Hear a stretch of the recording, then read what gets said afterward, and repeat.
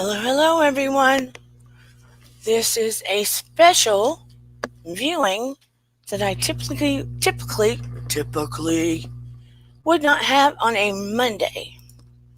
But being that we had the Meghan and Harry do the interview with Oprah, I decided that it would be a good time to have a discussion about what is going on with the Majesty over there and with Harry and Meghan.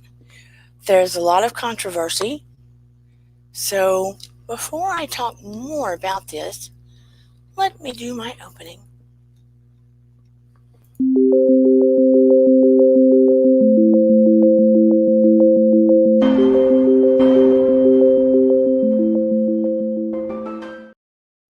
I'm assuming everyone can hear me. It always tells me my mic is muted. I do not know why. Don't know why. Can't find any indication of why my mic might be muted. But what I want to say first and foremost, I've blessed this room. I did a special prayer. Because again, this room is a positive room. I'm asking that everyone that comes here today, regardless of what side you're on, remember, we don't know Harry and Meghan personally. Not that I know of. And we don't know any from the Crown personally. Not that I know of. In my opinion, there is always three sides to the story. Their side, and the truth of the matter clearly lies somewhere in the middle. So we can all have opinions about what's going on. And one may be veering clearer on the truth than the other. We don't know. We don't know. Because you're coming from two different perspectives here. And Americans might have one opinion. People from the UK might have another. Women might have another. Men might have another. People that are black might have another. Mothers might have another. I mean, you can break it down into every category you might think of.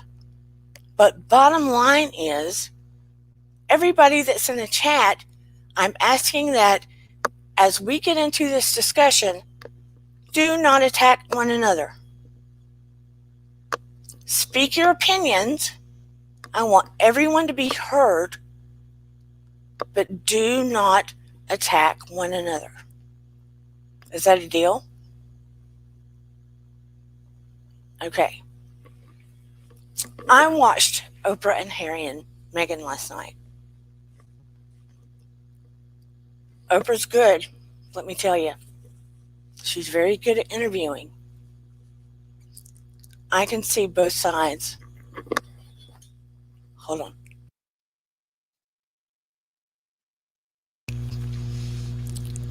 As I watched it, they're, in my opinion only, don't come after me, dogs. In my opinion only.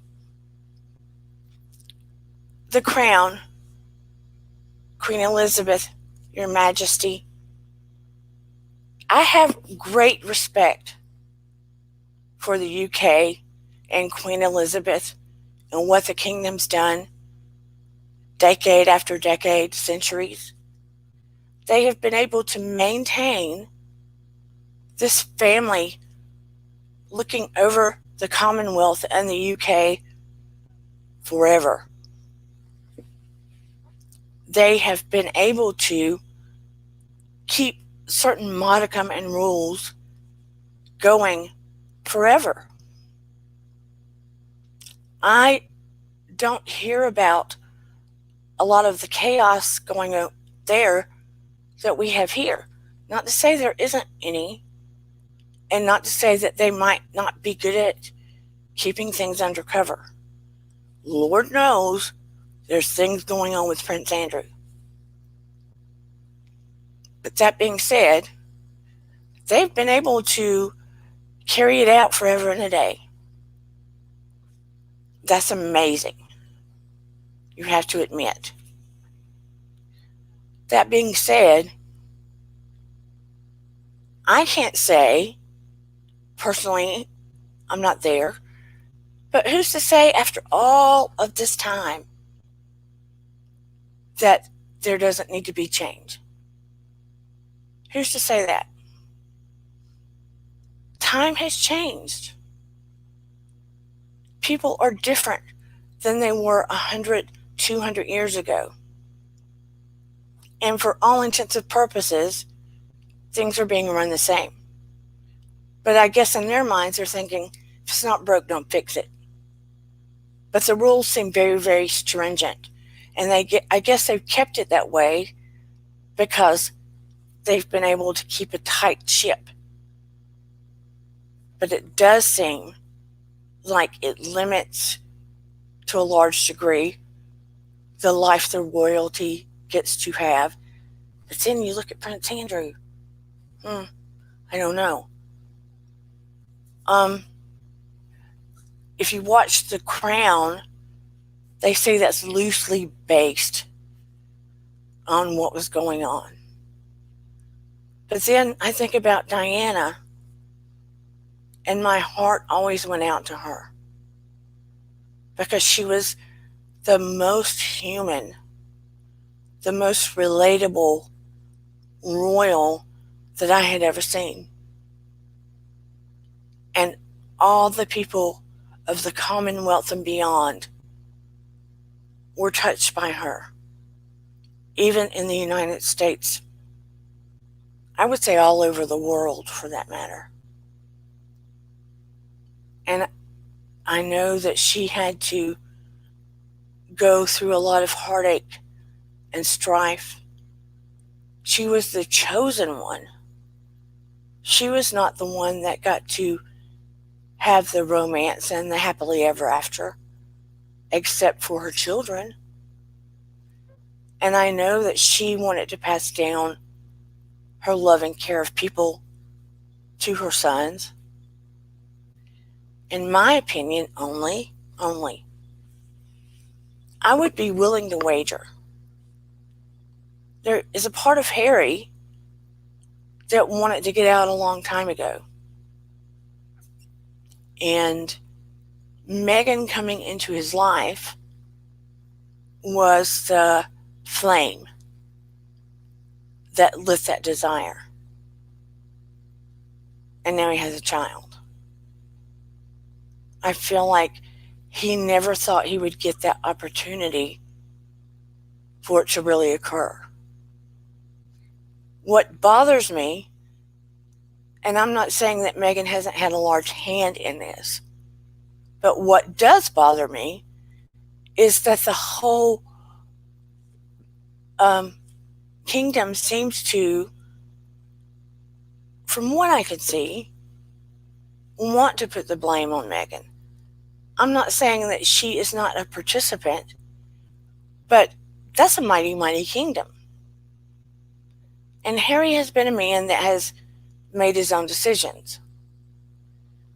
She was I wouldn't say she was a superstar, a Hollywood actress, but she was a rather successful actress. So there are pieces and parts of this puzzle on both sides that are the truth. And I feel like you really have to investigate well and be open-minded and see what's really going on.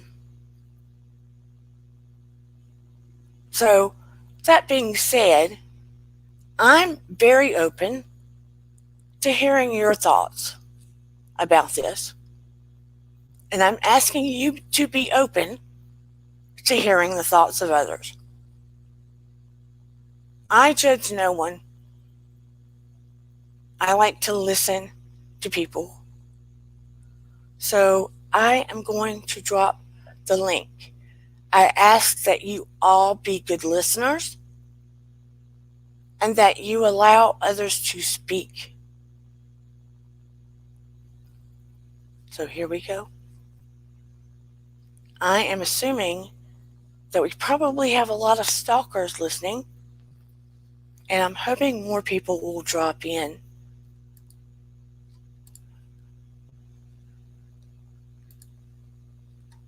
I did this earlier so more people could visit. There we go. And by the way, I'm so happy you're here on Dear Dana. And if you have not liked or subscribed, please do. Hello, Grenee Lambert. Hello, Gina B. Hello, Paranormal Witch Pixie. Hello, JC Bear. Hello, Gina B. There is JC Bear. Hello. Hello, JC Bear. Bear hugs to everybody here. Hello, Vintage and Jenny. I'd just like to tell everybody, before I watched the interview, I was very, very hard on Meghan. I'm just saying. After I watched the interview, my opinions have changed, and I have softened. And personally, I think, Harry had a lot more to it than what is being portrayed in the press. How so?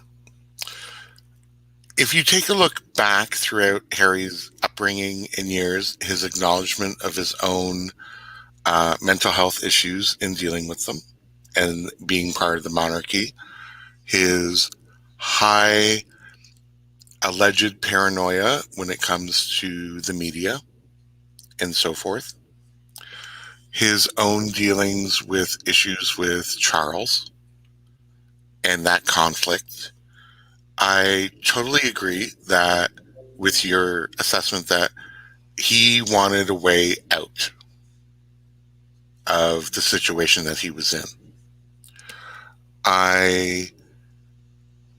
When I look at it, and the first item that came to my mind, and if you look throughout history, anytime an American marries into a European family that has money, like a European dynasty that has money, and this is going back from Wallace Simpson, Princess Grace, all throughout the items,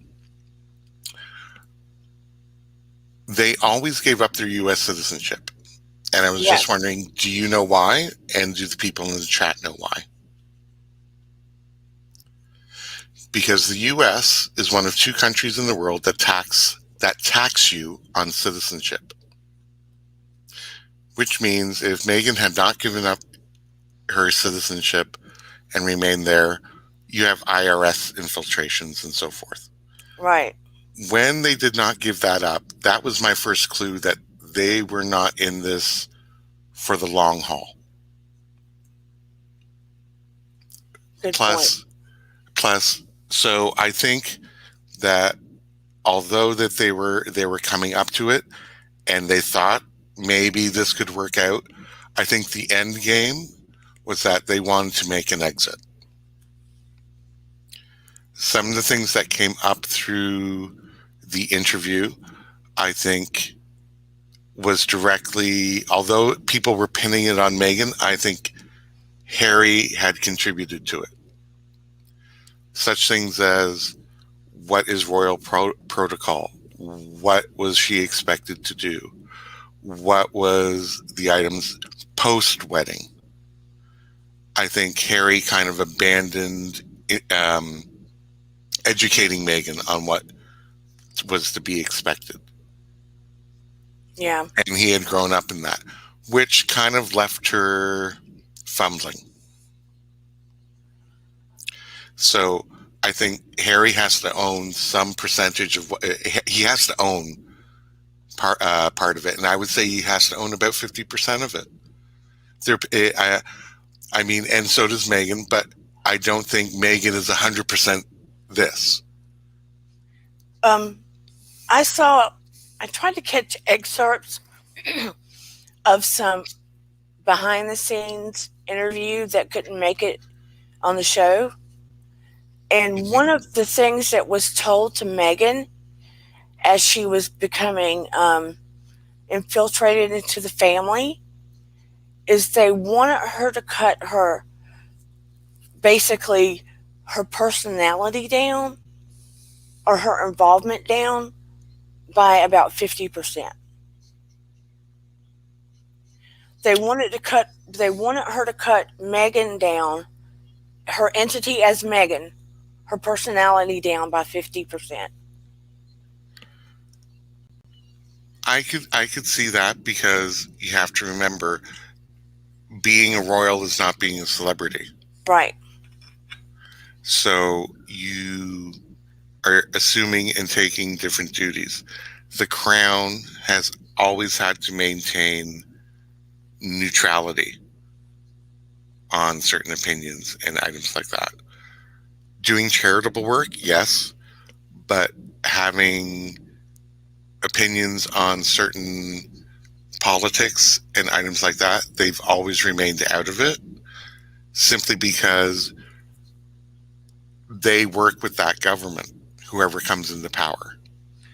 And I see that, but imagine that I meet you, JC, and I say, okay, you're going to become part of my family now, but you have to turn who you are down by 50% for the rest of your life.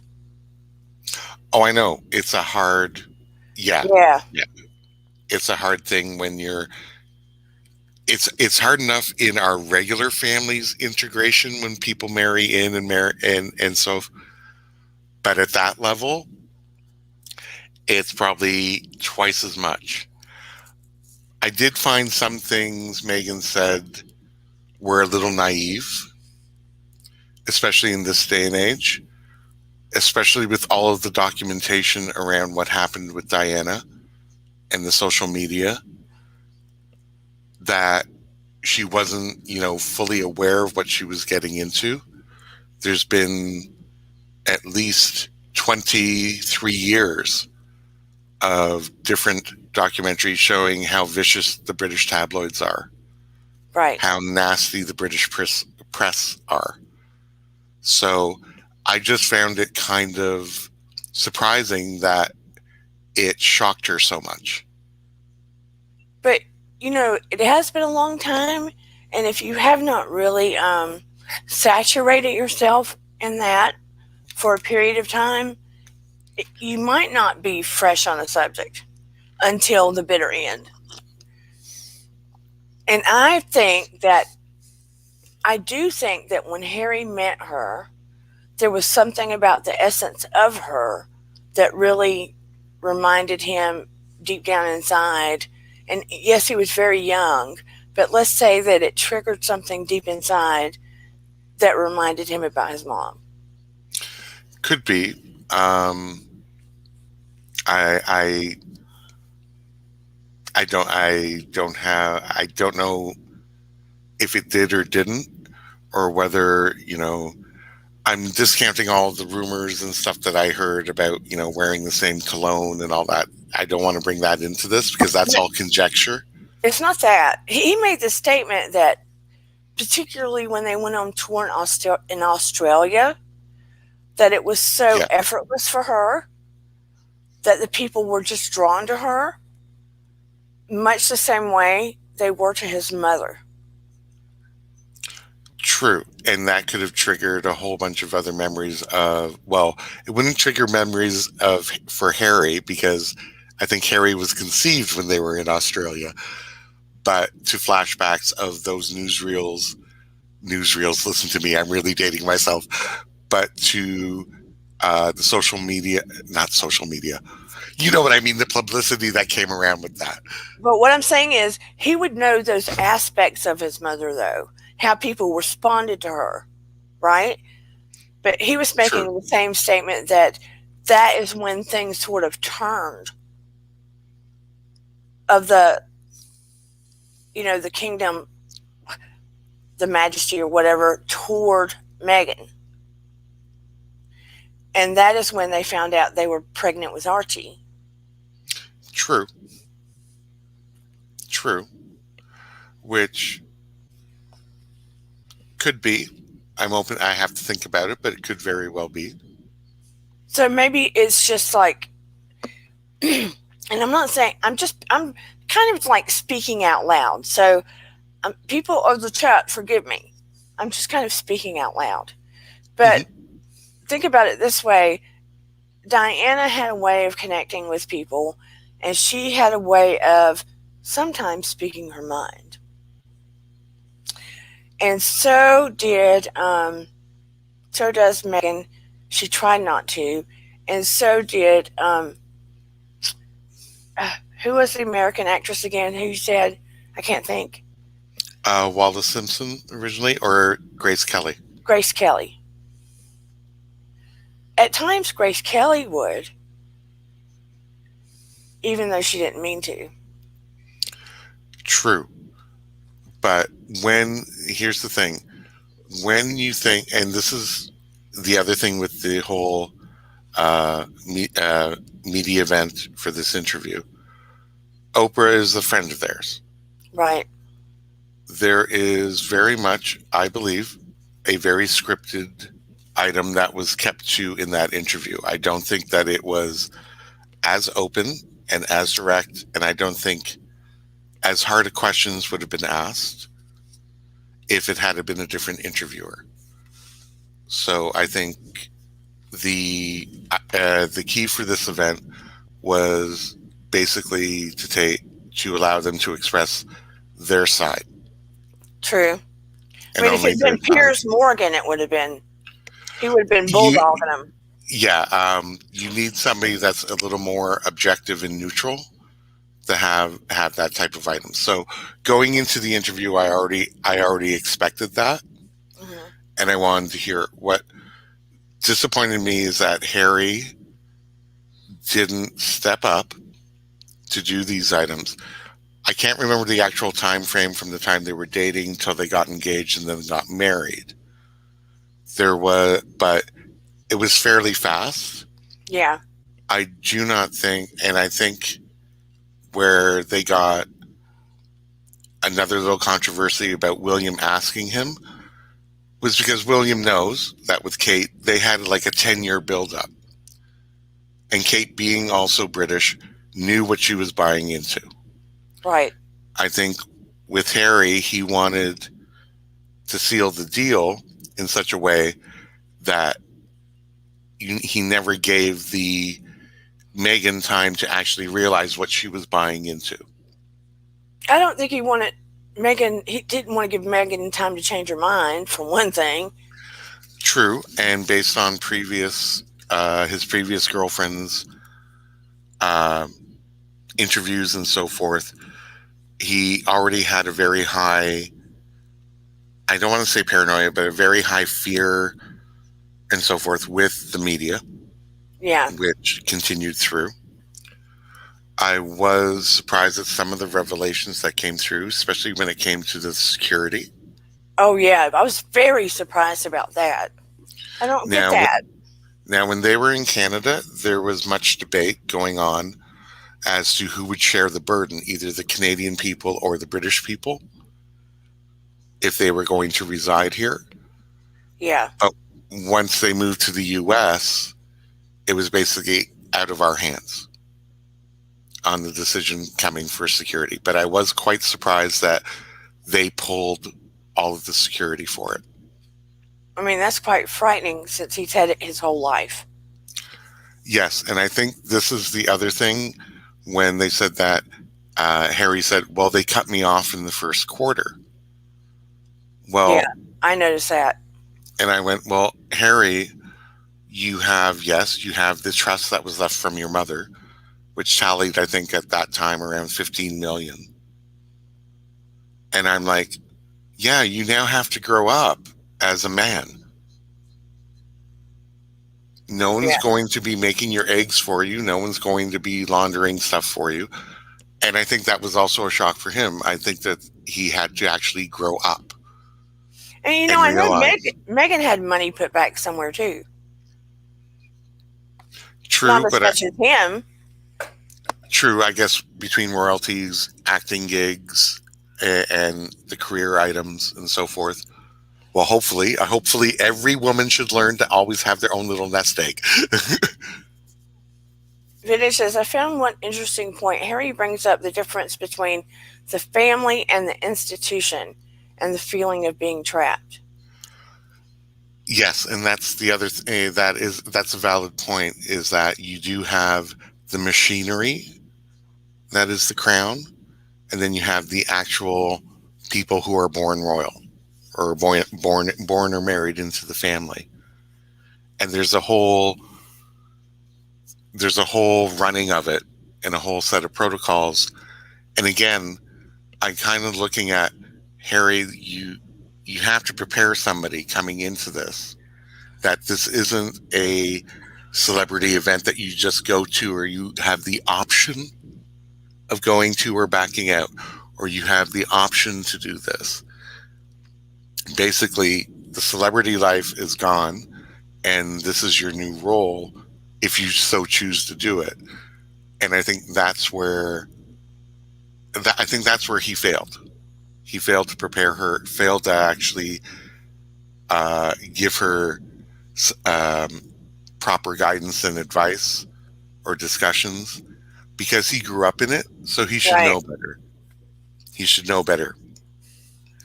Now, I found it interesting that she had all of the press on her and she wasn't supposed to respond to it. And she had the UK press on her after the fact.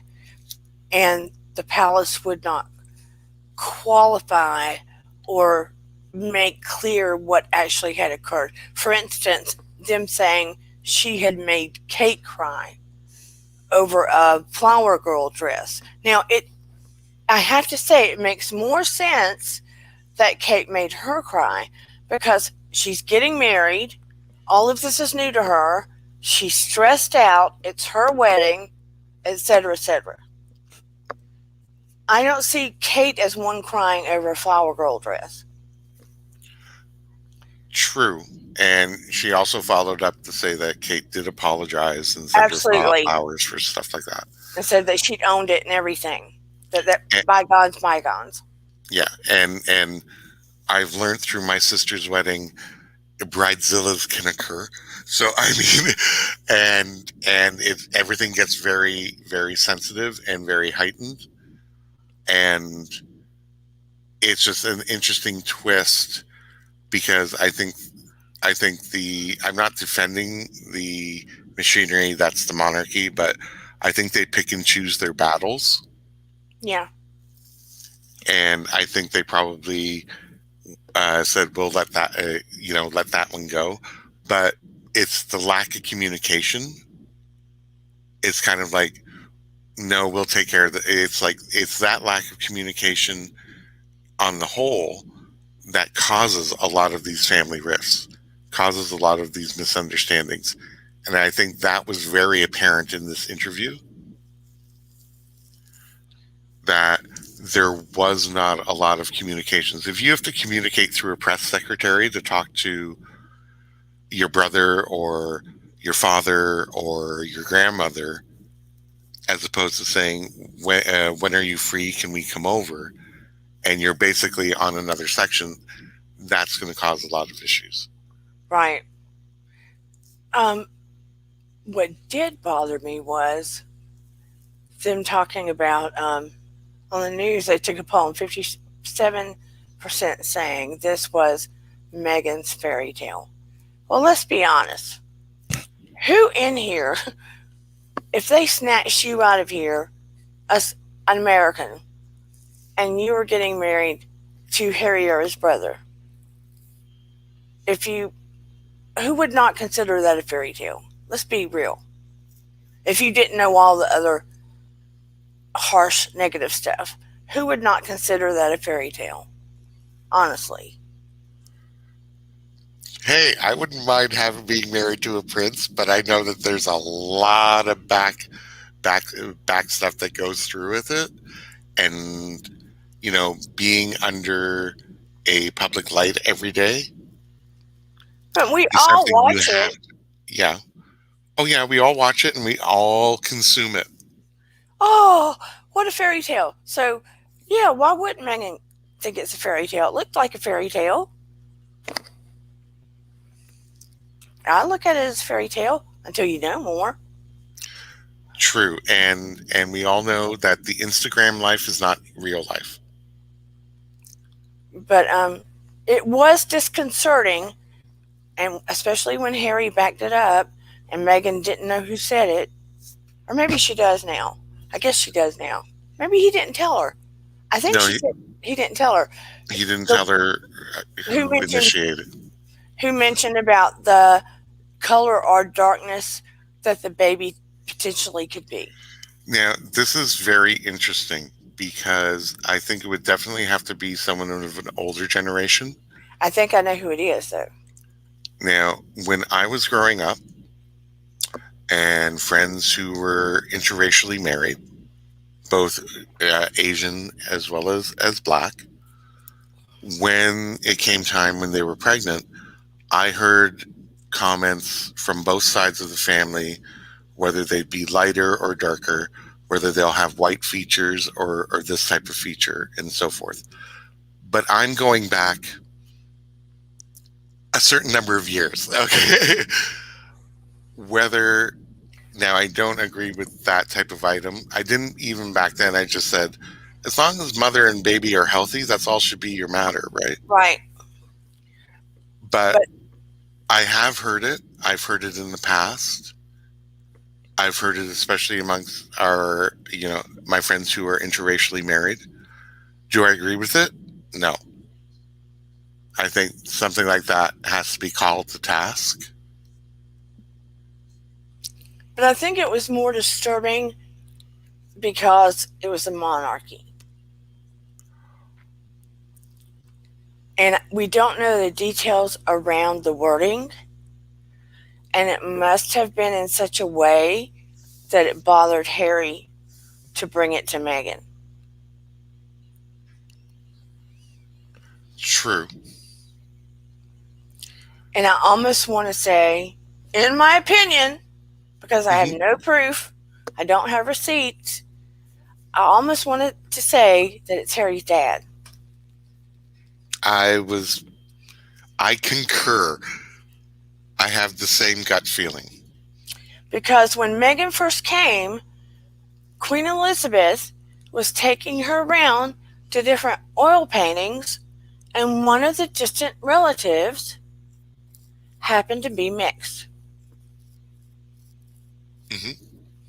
And she embraced Meghan, from what I could see. Are we talking about QE2? Queen His present Elizabeth? his present grandmother, yeah. Yeah, Queen Elizabeth, yes. Queen Elizabeth's always been a defender of racial equality. His dad, Even on the other hand, is uptight and white. I agree. It's just based on gut feeling, and I agree. Um, and I think that this is where the thing is that Harry actually came clean with about being in their own little bubble And he and was not, so hurt. yeah, as well as he felt hurt. But Harry came from the same bubble. Yeah. And so he should have actually educated his father, if that who allegedly was the source, and called him to task for it. But you can call someone that's older to task for it, but if they are fiercely set in their ways and just have a streak about them, and they think the kingdom should be ran a certain way. And look at how old Queen Elizabeth is, and he's next on the block. True, and that would be for the UK people to kind of either be in favor of or request that should be bypassed, because And he's also getting quite up there too. Queen Elizabeth is has a good relationship with Harry. They still talk. They Skype to see the baby. And currently, his dad has none of that relationship with him. Yes, because I don't really think Charles was prone to fatherly duties. I don't think he has that paternal item. And I think he kind of had to bring that to the foray after Diana passed. Yeah. So some people are just don't have any parenting skills. And I'm sorry, I don't know the woman, don't know her. I just don't like Camilla. Don't know why, but I just don't like Camilla. Yeah, I have to say no comment, but I concur. I agree with you. I'm not a fan. Not a fan whatsoever.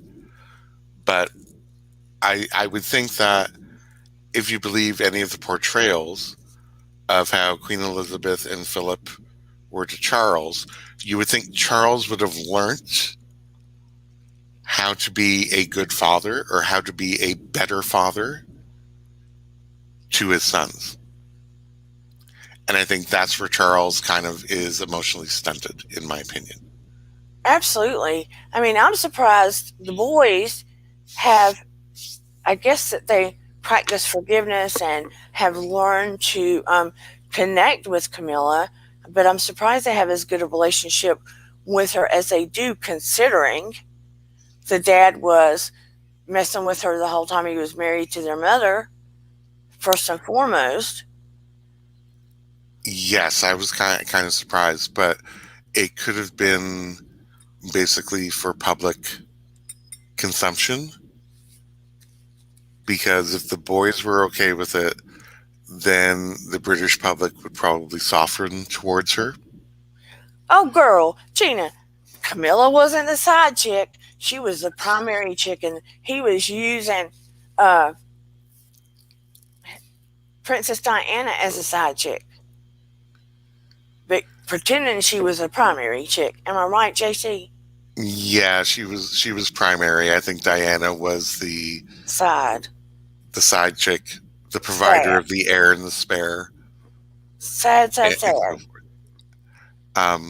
But I think the boys publicly accepted her. Maybe in private they did too, but maybe not as much as what you would think.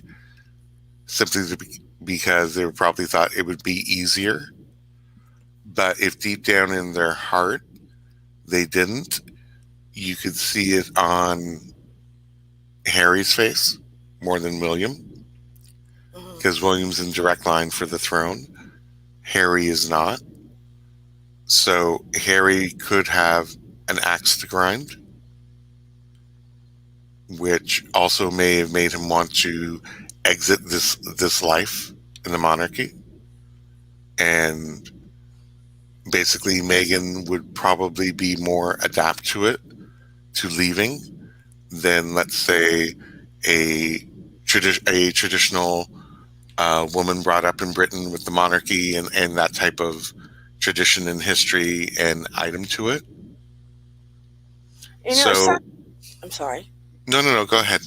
Some people have made the statement I have seen out in, internet land, that Meghan was looking for clout. Well, it is prestigious when you think of the monarchies of the world. You're not thinking. You think of the UK, Monaco, and Spain come to the forefront of your mind. You're not thinking of the Netherlands and Sweden and Norway and Thailand and a few of the other areas. So it does come with a lot of prestige. It comes with a lot of influence. it comes with a lot more of what you say will be picked up and heard by a lot of social media outfits versus if you are an American celebrity or a Canadian celebrity or a British celebrity. Right. So it does come with a much wider platform, a much wider item. So whether that was an attraction for her, really only Meghan would know. This again, it's conjecture, but it does have a very much a wider clout and a wider platform to deliver, because you would be delivering it not just to a certain geographical area, you're delivering it to, it gets picked up in Africa, the Mideast, all over the world when you want to deliver a message or if you want to state something. Right. But you're having to actually spend your life and marry that person. Yes.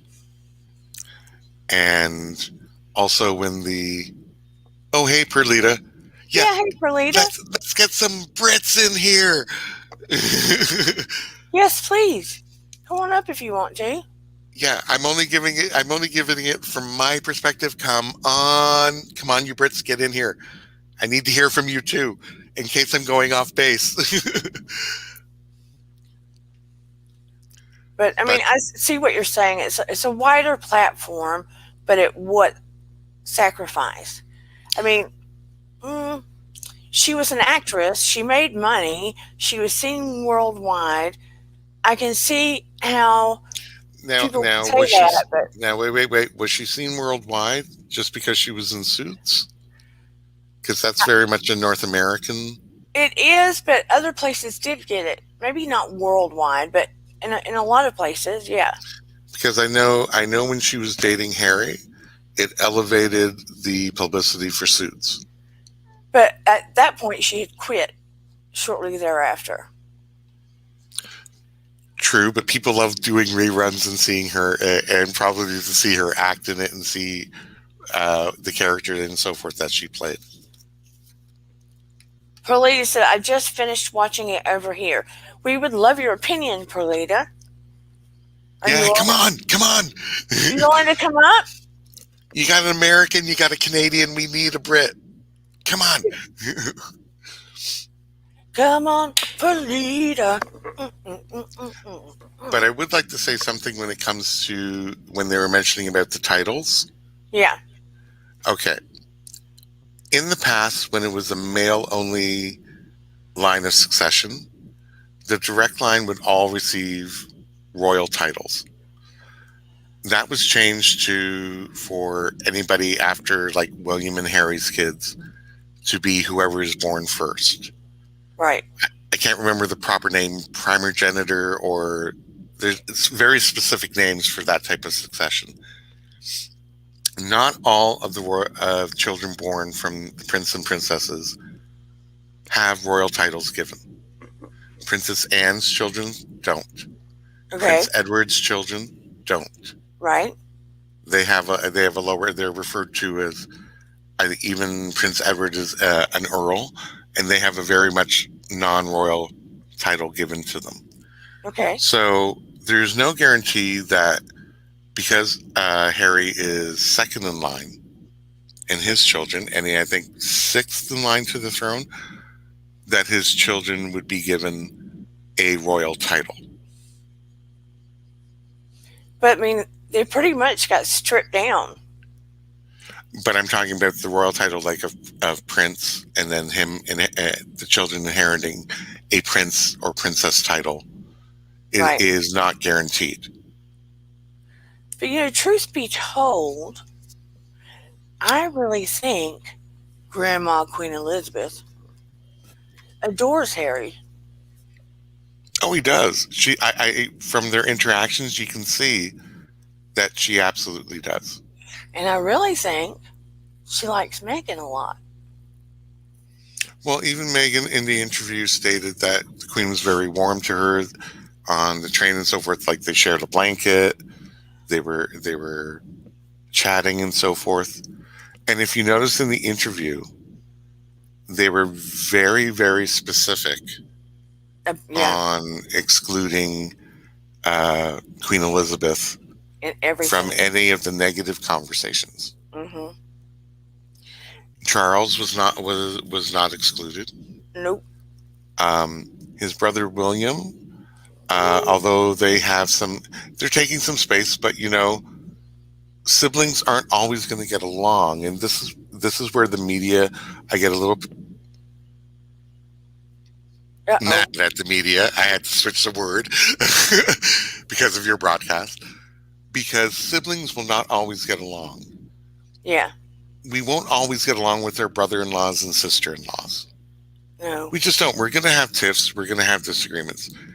And the media blowing them up is just to sell papers. Yeah. I mean, I think they love each other. I think that his brother's aggravated with him because he warned him and because he's protective over the firm. True. And the other thing is that I sincerely believe that when we go to our earlier conversations that Harry did want to exit. The problem is that Harry wanted to exit on his terms. Yeah. And that is something very difficult to do when you're part of any company or especially this. You can't be half in, half out. You cannot, for example, you cannot be flying back and forth every week to perform your royal duties for your military titles and positions that are held. For other titles, yes. If they had remained in the UK and took a much further back seat, I think it would have been easier. But Harry said they didn't actually want to leave. That's what he said. But his actions from the past and the Meghan not giving up her U.S. citizenship clued me in to think that this was their end game was to exit. When they didn't stay in Canada or New Zealand or another place that they were looking for options, and what the part I didn't find out was about, or what that was illuminated was because they were pulling their security and they had been cut off. That was very illuminating. How so? Well, living where they were, they could have gotten the equivalent amount of house at a much lesser cost value than where they ended up in Malibu or Santa Barbara. The security would have probably run a similar cost, but they were not in a highly populated area where they were staying. They were on Vancouver Island. So that probably would have been less expensive. So the idea that because this was pulled and then they had to go to the U.S., it gave me the impression that this was the plan all along. That's just me. That's just my own conjecture. I have no proof, people. I have no proof, but it was just my impression that where they were was less populated, less costly, far more private. I'm just thinking of the timing of when they pulled the money, because it was early first quarter of 2020.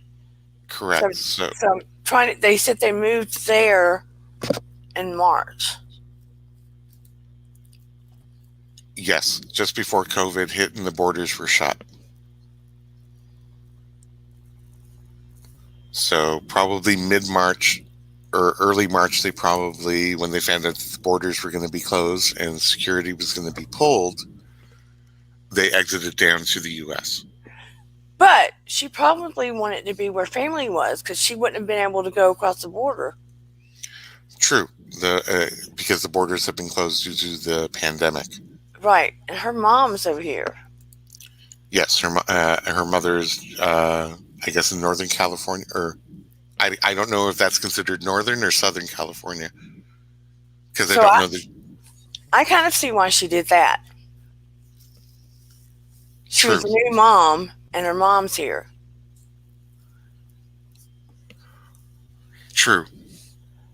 But would the same have been done if the UK security had not been pulled? Is the question. And we're doing a lot of what ifs here. Yeah. So I can't answer that, whether they would have remained in Canada if the UK security had not been pulled. But I can't imagine being a prince and part of, the majesty. I keep calling it the majesty. Mm-hmm. I get brain farts. And them just completely pulling security for the prince himself. Well, the thing is that from everything that I've been able to read, they wanted a pared down royal manscape, a royal core group that would perform royal duties. And once you withdraw from that,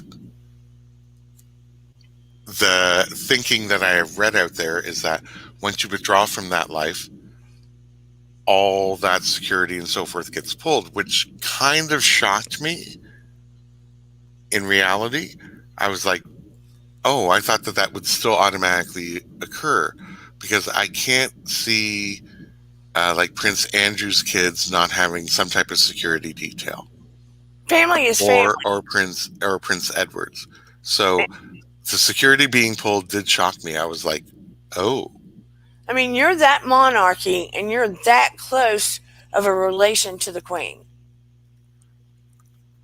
It makes you a target. Oh, definitely. That's why the money being cut did not surprise me. You're not performing the duties. But the security being cut did surprise me. I was quite surprised at that. I mean, if I don't even want to say the words.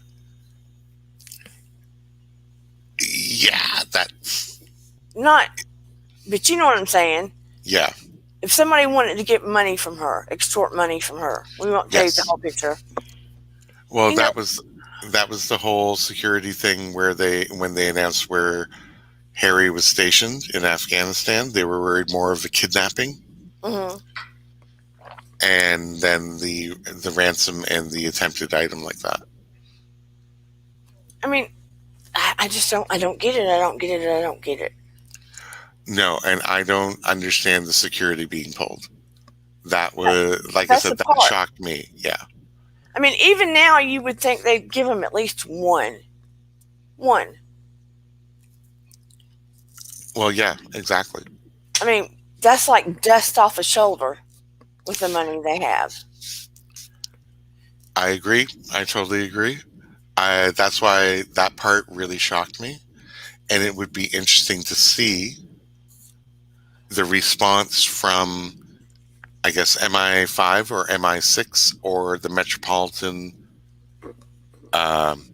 Police Force in London, why those items were pulled. In my opinion, I think Dad's trying to punish him. In my opinion. It is one of those things where, Dana, I would love you to sit down with Charlie and Harry and actually use your de-escalation and conflict resolution skills on these people. Because literally, I agree with you. It's like Harry threw a tantrum and you're going to be spanked, and this is how we're going to spank you. And then Harry's like, well, I don't have to put up with this. And then I think in some ways, it's a bunch of passive-aggressive stuff going on. Exactly. The other thing that really surprised me in this interview was that Meghan had gotten to the point of suicidal thoughts. I believe it, actually. Because I don't think she was schooled properly.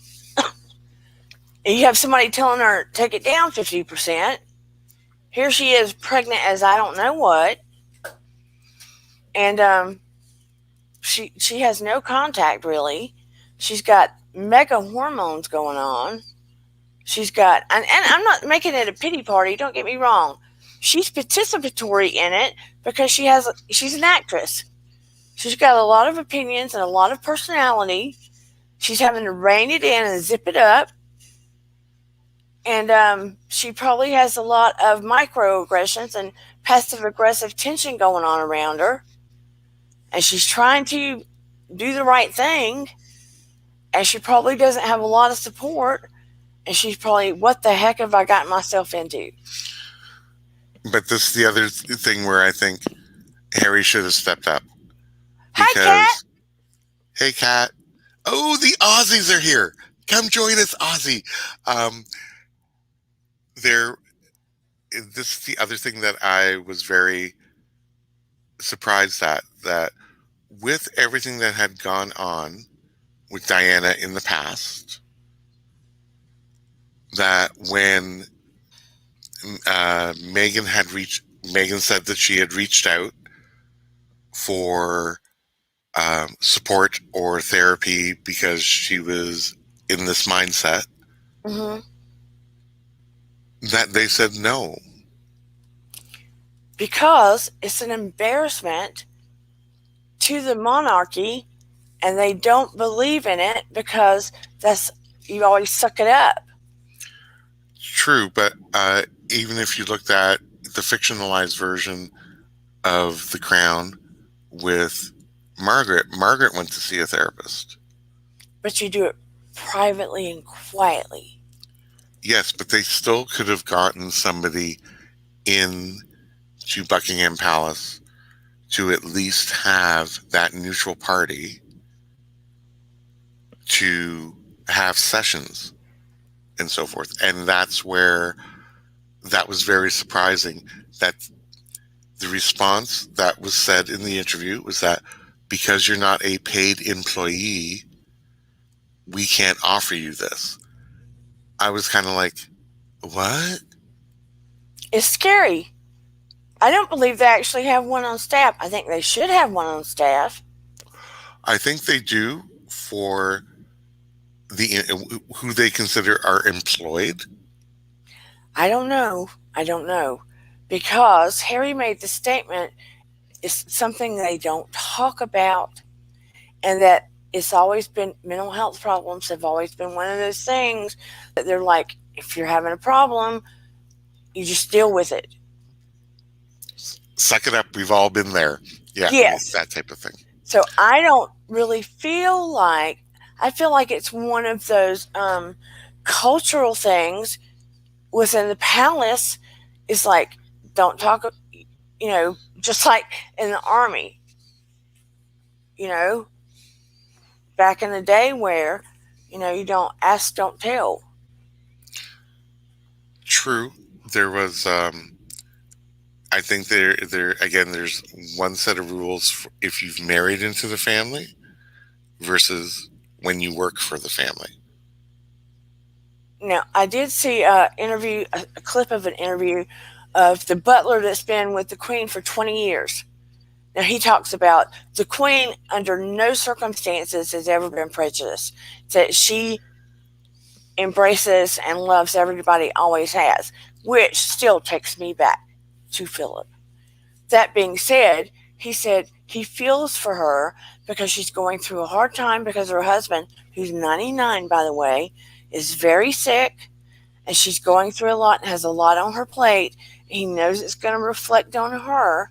But that being said, he admitted that things have not changed in forever, but it's going to make things have to change around the palace, and it's probably time. True. The ultimate question is whether the British people are going to be patient enough for this change to occur. I don't know. You're going to have your die-hard British people that still think that Meghan is 100% cause for all of this vitriol and stuff going on. Which is, in my opinion, very incorrect. but it's I going to think, cause a lot of toxicity for the time being. yeah, I mean, I truly think that, uh, Harry is also a major player in this for exiting. I do not think that from the beginning. I don't think that he was in it for the long run. My opinion only. I think he found this to be a way out, and I think that Meghan was agreeable to it. So they both had a part to play in it, and I don't think that she should be labeled for all of the blame. No, I'm not, but I mean that's the way the press part. Some of the press outlets are making it out to be. and I think that Meghan offered this. I mean, look at all the women. First of all, let's back up the truck for a second. Okay, In Harry's life, look at all the women that we have seen him with that he's never really gotten serious with, maybe one. true. And then Meghan comes along and basically she lights him up like a firecracker. They just happen to meet and there's a spark. He is not the type of guy that just all of a sudden wants to get married unless there's something there. True, but also remember that he was approaching his latter half of his 30s. Be that as it may, there's a lot of men that go into their 40s and they're still like, oh no, I want to ride the tide and get as many women as I can. But they're not part of the royal majesty or the machine. But he still wasn't going to run the country. I mean, run the UK. No, he wasn't, but he was still part of the royal family that's very much in the forefront in the limelight. But still, he could have gotten anybody in the UK. Yes, but like I said, for people in the UK that are growing up there with the monarchy in their face, they know what's to be expected of them, and he may have proposed to maybe one prior girl in private, and she may have said, "No, I can't do what's expected of me. Okay, but I can't dial it down. I can't keep quiet on certain items." Because remember, the crown in anything, it always has to remain neutral. Your opinions are for private, not public consumption. it sounds like they're not much for private consumption either. Not I mean, anymore. but there have to be a lot of women in the UK, though, that would want it. Because if you were the president of the United States and you were good looking and you were single and you were looking for a wife, and even though there was all this responsibility and vitriol about, the opposite, let's say you were Republican or Democrat or whatever, I can't talk, the opposite would throw in hate at you.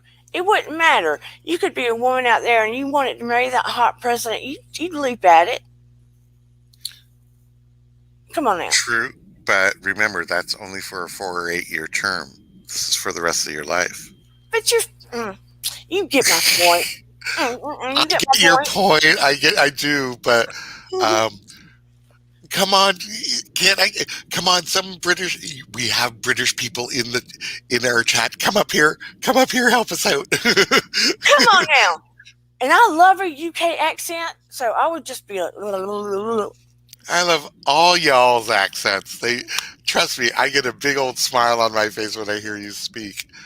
oh, thank you. But I don't know. I'm not a woman, so I don't know.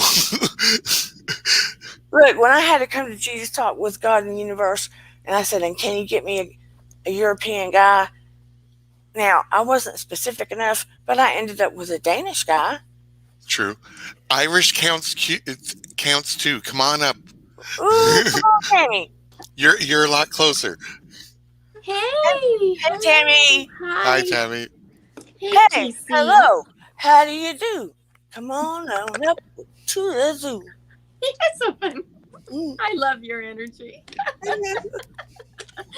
Oh my gosh. Were you guys last night when you were watching that? Were you just sort of like saying all these explicatives to the TV like I was?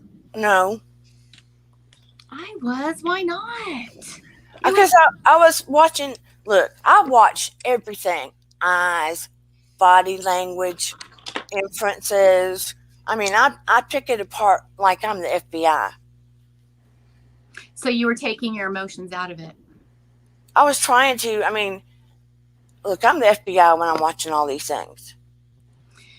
You know what? I'm like you. You know, I was a paralegal for many years, and that was one of the things I got to learn how to, do jury selection and things like that. So I worked with some experts in body language. So fascinating, so fascinating.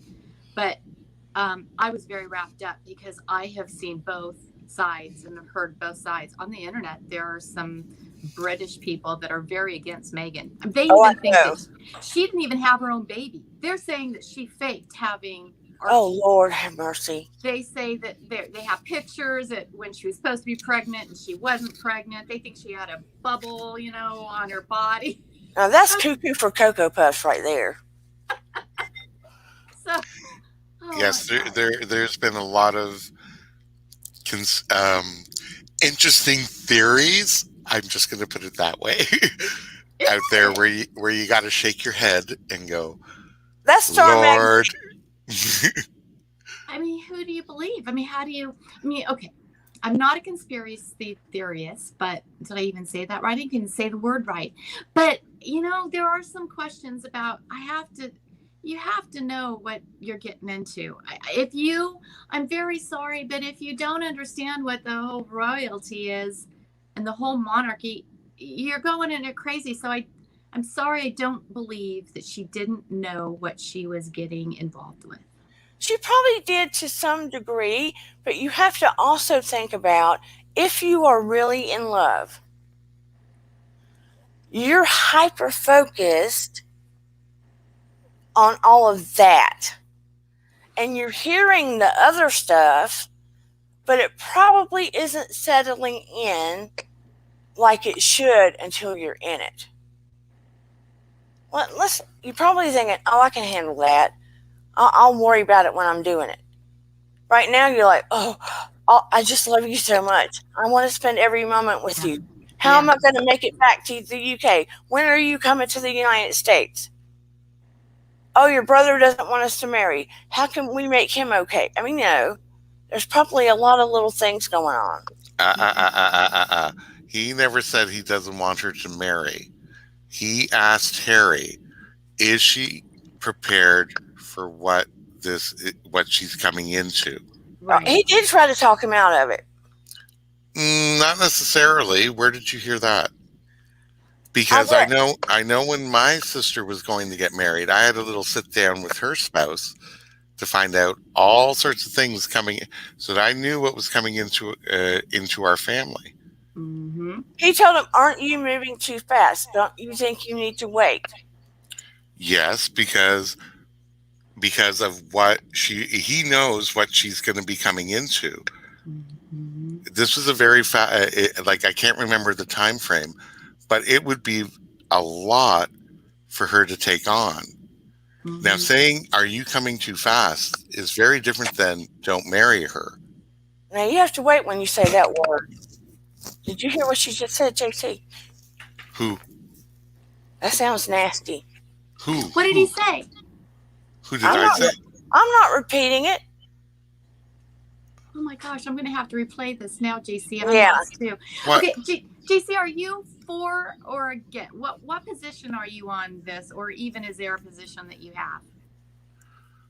I was very at the beginning, before the interview, I was very hard on Meghan and Harry. Yeah. Now I have softened up. Okay. But are you saying that I said a word? Yeah, Dana said something. I don't know. We're going to have to replay it. No. It's the way he said it. I was making a nasty joke. I'm not Oh, saying. okay. Oh, okay. No. I mean, like I said, I enjoy Dana's channel because it's healthy discussion Yeah. and it's a healthy perspective. And like at the beginning, I was very like, but after seeing the interview, I'm really disappointed in Harry not stepping up Mm-hmm. in the beginning. That's where I think, no, it's not all Meghan's fault. And you can't pin 100% of this on her. I think you have to also, Harry played a part in this, and you have to, call him to task for not doing some of the groundwork to help prepare the woman that the woman that he's in love with. And I think the more that his brother tried to say, "Don't you think you're moving too fast?" the more Harry took it as, "You don't want me to marry her. I'm going to move faster." Right. Like an insolent child. Unfortunately, though, you're the royalty. I mean, to me, you look at what has been done. So what is the whole negative aspect of all of this? Is you've lost Harry to that whole family, that institution. He's now separated. I mean, this happened, what was it in the 50s when the other prince did that with the movie star, and he was no longer in that role. And that's where I think that the worst part of this is that they've lost two, which could have been otherwise a pivotal part for reinventing the institution that I hear that needs to be modernized. They had two wonderful people to do that. But when you're bringing in an American into a British institution, I think as Harry, he did a disservice, because as JC was saying earlier, there's such a larger part to this. And yes, love is wonderful, Romeo, Juliet, whatever, but that is a very big job that is on their shoulders. And I think that's why it's on your shoulders. It's not on my shoulders. I don't know if I choose the same thing, but should you have chosen a better and appropriate spouse for the position? On the flip side of that too, from what I understand, some of the girls that Harry either used to date or went to school with or whatever, when they had a party, would make little snide comments to her because she was at the age where they didn't know if she would have children, because she was, in her late 30s or whatever. So they would make little comments, and it was like, are you even going to be able to have children? And all, he's going to want to bear a heir and all this other stuff. So you got that implanted in her head too. So it just adds fuel to the fire of hurry up, hurry up, hurry up. Right? Yeah, I guess I'm a devil's advocate. I'm sort of with you, JC. And I know that it was sad to see that she was, I guess, mistreated to some respect. I don't know if it's mistreatment, because they were only doing what they needed to do to protect the monarchy. But I could see both places, but I guess I'm still a heart of it. I don't think that was Harry's job. I think that he was a child, and he should have chosen a better, appropriate spouse for that. Because look what had happened. I mean, it's obvious what happened. When you love somebody, did you marry your husband because you loved him or because he was appropriate? If I was going inappropriate, I wouldn't have married my husband, probably. So I think it's love. It's love. But I don't have but I'm not in royalty though either, Dina. But you think everybody that has been, people came forward, and I'm not, look, devil's advocate both sides. Like I said, there's this side, that side, and in the middle there is the truth. Mm-hmm. That's true. Okay? But people came forward that personally know her and have said nothing but kind things about her. And her mother, who could have come forward and said things, has kept her mouth shut for 4 years. Yeah, well, I mean, but again, are they in the wrong place? And were they trying a circle and a square peg, kind of situation? she would never have been accepted over there? Or should they have stayed over there, not been protected, and have fought to remain with the titles? I get she wanted to protect her family. I get that. Could you imagine being over there and not being protected by, is that what really she was saying, is they were in the palace but yet no one was going to protect her child or her? I'm not sure. At one point, all security was cut out. But she's in the palace, so how could all security been cut out if you're in the palace? No. They're not living in the palace. When they were there, they were on the palace grounds in the Kensington Palace and Frogmore Cottage. It was when they came to Canada and they decided to relieve them, they were divested of all royal duties. That's when the security was going to be pulled. But when they were in the palace, they would have had the regular security that goes on along on the grounds. Yeah. On the grounds and so forth. And if they were going out to engage in public events, on royal events, they would have security. But it's when they came here, that's when the security was pulled. And then that's when they moved to the U.S. And that's after they lost their titles too, right, JC? I think at one point it was in between, because they still had some titles, because Harry still had some military titles attached to him. Remember the Remembrance Day items where he was in California, and there was Remembrance Day ceremonies in the UK. Yeah. But he didn't attend. And that's the thing. If you're going to be performing a job function, you have to be present to attend. So there's a lot of other complexities that go into it. Referring back to your earlier item, when you were talking about when you're selecting a spouse, especially from their perspective, where I have a real issue is that Harry did not step up, knowing what his mom went through. Yeah. To really prepare. Yeah. The love of his life. Better. Yeah. And that's where I'm having some real issues with him, to not think that, oh, because you grew up in it, this other person did not grow up in it. Also, I think Meghan was very naive, especially with all the information out there over the past 20 years and what has gone on. I mean, when she said she had to Google the words to God Save the Queen, I'm like, Meghan, you're becoming a princess of the United Kingdom. I would have to Google it too. Yes, but I mean, she was surprised at what she had to learn. I mean, well, yeah, you're basically being adopted into another country. Yeah.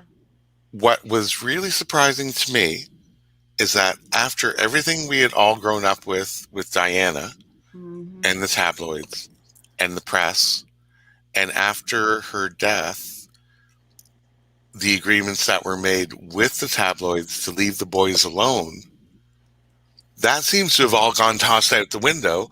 Yeah. And they basically thought that it was a free-for-all. Yeah. And I'm like,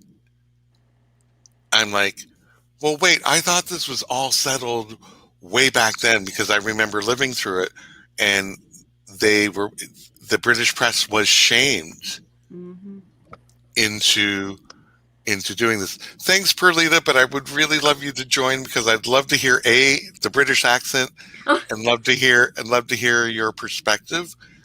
I know. I had it earlier specifically so some of my UK friends would come on. Because that's gone, JC, since the boys finished. Yeah, I know, but this is the thing. It's like everybody, the world watched when the media went berserker. Yeah. And you would think the British tabloids and even some of the world tabloids were shamed. They were shamed and thought of as pariah for doing this to this intensity.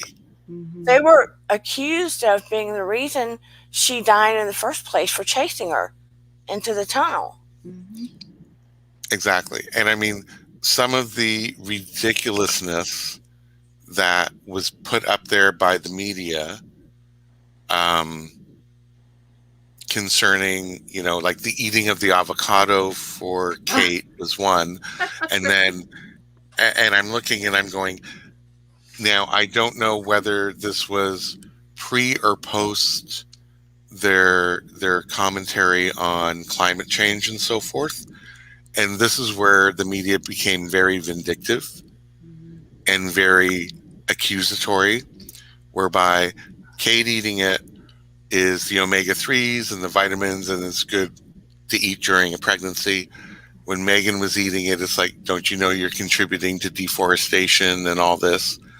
So it's when the media gets that type of vitriol, I may not be pronouncing it correctly, but that negative, because of your political stance or not political, but because you've passed an opinion, is why most royals won't give their true opinion. They maintain that neutrality on certain issues. But again, it's that allowance. Like, why are you specifically going after her? And it could be because she has stated her opinions, either politically or on other issues that are not, that some people still view as up for debate. So that's where I'm looking and I'm going, there has to be some backlash at the British tabloids and other tabloids around the world for their treatment. But there's not. You're not hearing anything. I mean, JC, you're the first person I've even heard about that. What really irritates me, though, look at all of this, okay? And Andrew has been tucked in a closet for his connection with Jeffrey Epstein and all of this sex trafficking and everything of young girls, and they won't let him attend things, but it won't be addressed, and you don't hear the UK tabloids throwing that all over the place, and it is really messed up, but yet they're going to attack Meghan and Harry. Yeah. Like it's the end of the freaking world. Well, this is a lovely diversion for both Oprah and for Prince Andrew. Prince Andrew has let me get the name straight away. Prince Andrew has the Epstein connection and Oprah has the Weinstein connection. Oh. So this forgot media about that. This media event basically takes the spotlight off both of them. Yeah. And we all know that in current media events, look at what's happening in my right hand, but ignore what's going on in my left. Yeah. Hot mess express. Yeah, but I really think that the media, well, there's three things. I really think that Harry really wanted his endgame to be out of the royal family and that type of thing. Oh, yeah. I said that to start with. So you really think, okay. All right, I think he wanted it to be out. And I think he wanted it out on his terms, which wasn't going to happen. And that's what caused a lot of the spat. The tabloids have to be spanked in the right way. And they have to be spanked hard. And that means us as the public have to also spank them back too. Yeah. But some of the dust needs to settle because there's a lot of aggression in the air. That's why I said I think Charles and Harry and you should be locked away for a couple of weeks, and use your techniques to kind of get them to come to some type of resolution. There is also things within the actual machinery that has to change, and that is accepting that mental health is an issue that you need people, especially coming in, need assistance with in this type of machinery.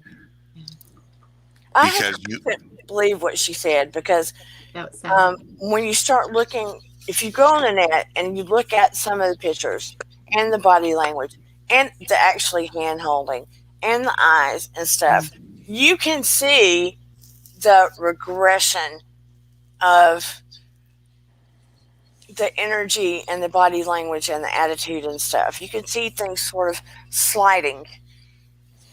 So I think that was going on, and I think it was affecting Harry. Do I think he wanted out anyway? And I think Meghan came along and she gave him the hope that it was a possibility to happen, and she was going downhill 100%. So do you think that Meghan came into the relationship knowing that Harry wanted to get out of the royal family? I don't think at first it was like that. I feel like as the relationship progressed and the marriage went on, she was aware that he felt trapped after he realized what the world could be, and he knew he was not going to become a prince. I mean, you heard him say, my dad and my brother are trapped. Mm-hmm. I have a different view. I think that was the end game, simply because of the precedent of Meghan not giving up her U.S. citizenship. Ah, good. Normally, I'm saying when he first met her, she was not aware when he first met her. Oh, okay. But as they got more serious, she was aware. I think he wanted out before he met Meghan. Yes, but he did not have a way of actually Bingo. Of going away from royal duties and becoming more of a private type citizen. Bingo. I agree with you. Because of who he is, and because of being Diana's son. He needed support. Exactly. So now my question to you both then would be, so if you don't think they talked about it, or if you think that Meghan went into the relationship not knowing that was his Not to start with. Was she used? Did Harry sort of use her because he realized, oh my God, so now I have this woman who's going to be able to get me out of this? He needed support. I think it's kind of like a child that's afraid to jump in the pool, but they've got somebody holding their hand and they're not afraid anymore. He needed support. He would have jumped out anyway, regardless if Meghan came around. He would have wanted to leave anyway. He would have wanted to, but he needed the support of another type of family unit to do so. You get what I'm saying? Yeah, I don't know. Go ahead, JC. I think that he probably realized closer to their proposal and getting engaged, because remember, they also said that they were married 3 days before. Right. Their private ceremony. Their private ceremony. Mm-hmm. Yeah. Versus now, I don't know whether it was just them two in the garden doing that, or whether it was an actual, like, you can be married in your heart and then officially married. Right. So and this is where it gets a little tricky, because I'd have to re-listen to the interview, because the way it's being portrayed was that they legally got married in a private ceremony prior to having the $32 million wedding. I think they did. That they privately, legally got married? I think they did, so it was something that was theirs and not the ownership of the monarchy. See, that is going to be blown up and made. Already it's being blown up and made as to a major issue or a major thing, but I'm not going to discuss that here. That was just a point that I wanted to make from what I've been seeing. Is that a tease? I think, JC, that's a tease. That's a tease. Hey, tune in next week for Dana's continuation. Dana's continuation. That's right, Dana. Dana, sorry. Now, could you imagine if I walked in there and I ended up being the next princess with this accent and this attitude? The UK would burn down. Oh my God.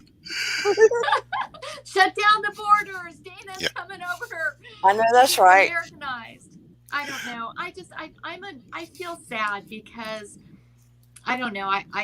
We don't have royalty here. What's closest to our royalty? I mean, we don't. That whole system just is such a beautiful system that I wish that we had a little bit more of that in the U.S. And to see Harry not accept that role, I guess maybe because I'm jealous. Give me that role. I'll go over the monarchy. But you have to remember, when you're born into it, and you basically are weighted on hand and foot, but you must conform to a certain public image. You must conform as to you cannot go over there and sample that item here. You have to sample it from this place because it has a royal warrant.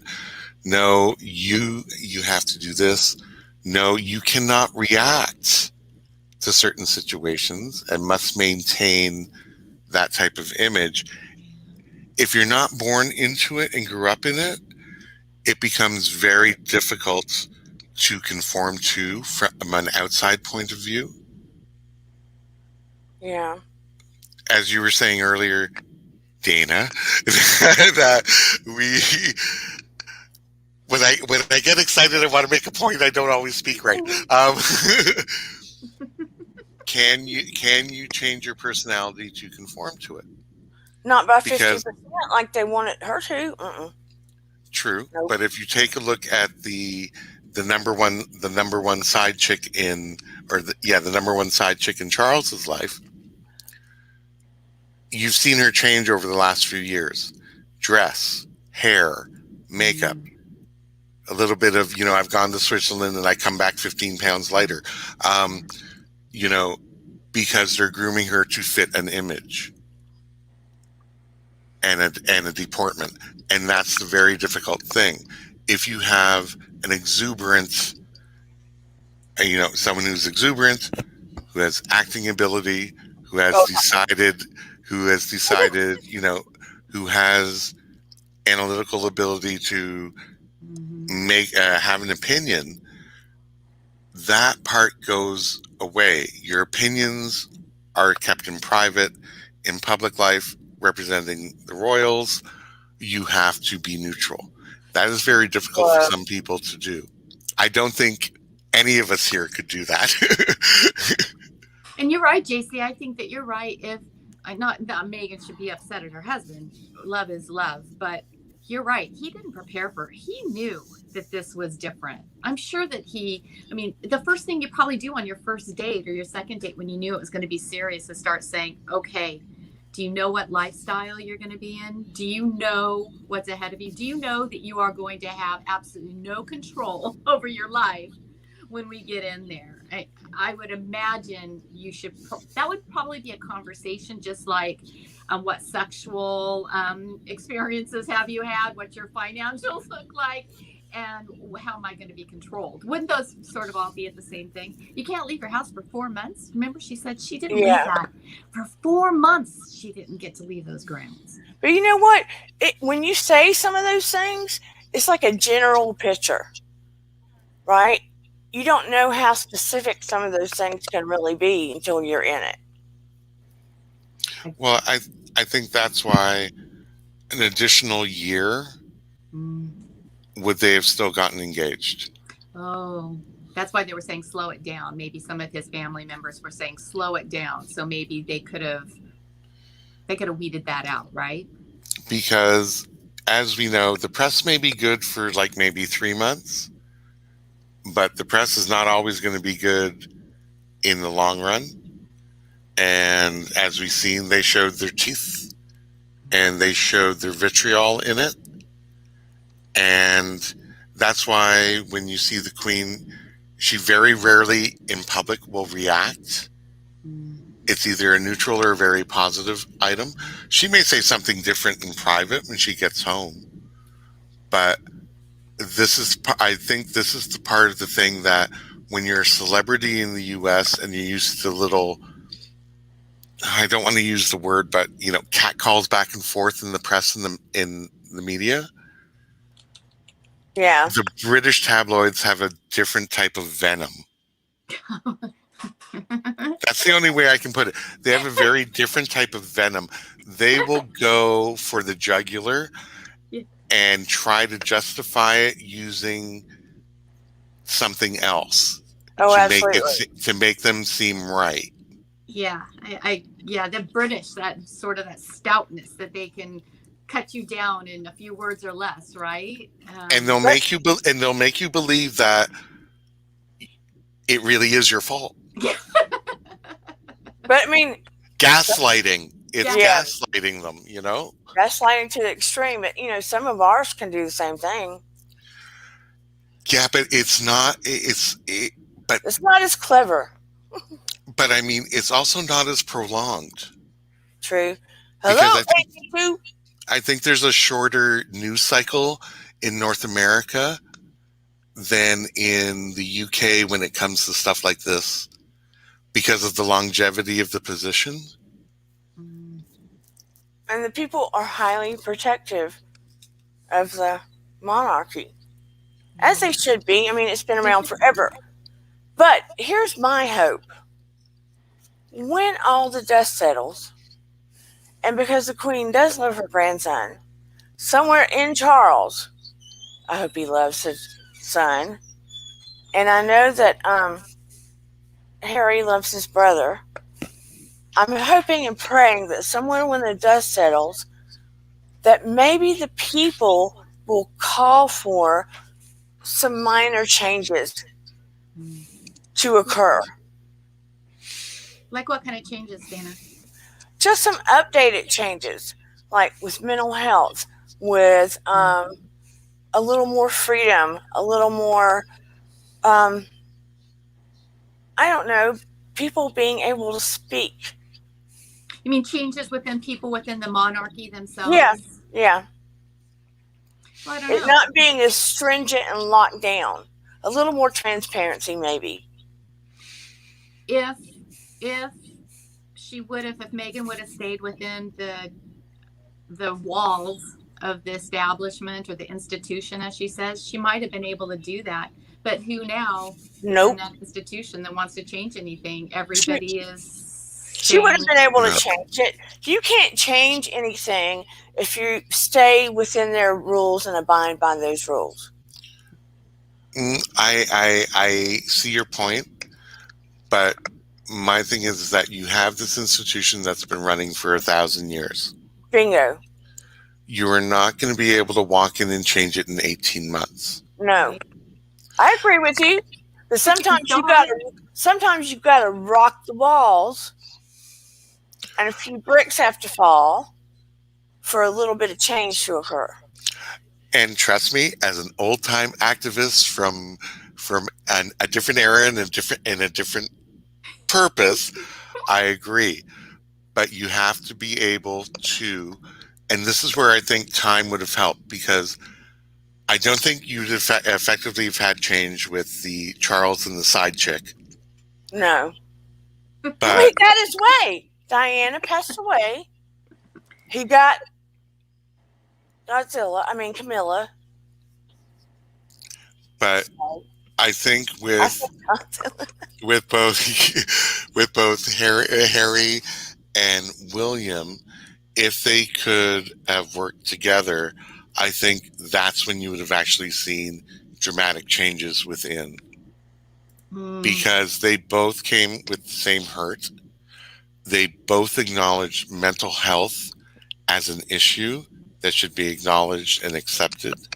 They are far more open to the current thinking versus Dad. I mean, I think even the Queen is, but I think, at this point in time, I don't think she could affect that change in the same manner. I just think they would have needed more time. I think they should have, like I said earlier, spanked the British tabloids. for a better word that I can't say because Dana will ban me from her channel if I say it. You already have for a second. I don't even know what you said, but you're already banned. What? You need to beat their arse. I'm sorry. No. I'm going to take my pause and go away. Do you think Diana would have been happy with Meghan? Yes. I think she's probably having a good chuckle.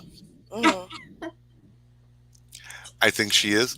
I think she is probably wanting to see her boys mend, their reconcile to each other. True. I think she would never want to see them this much at odds with each other, but I think she's having a good, I'm making that arm gesture whereby, it's a fist and you put your other arm there and you put it up. Yeah, exactly. Going, aha, now you get it. I think I think she's doing that and having a really good chuckle up there. I think the problem is that you can never really control the media, and you have to be very careful on what you're doing when it comes to this large of an issue. Bottom line, Charles and Harry and William need to just be human beings for about a week. They need to be human beings and forget all of this other crap and sort it out. True, but you're dealing with post fact knowledge that your father was continuing an illicit affair with the side chick while married to your mother, and reconciling that type of hurt. They need you. I mean, that's thrown into it. Let's be honest.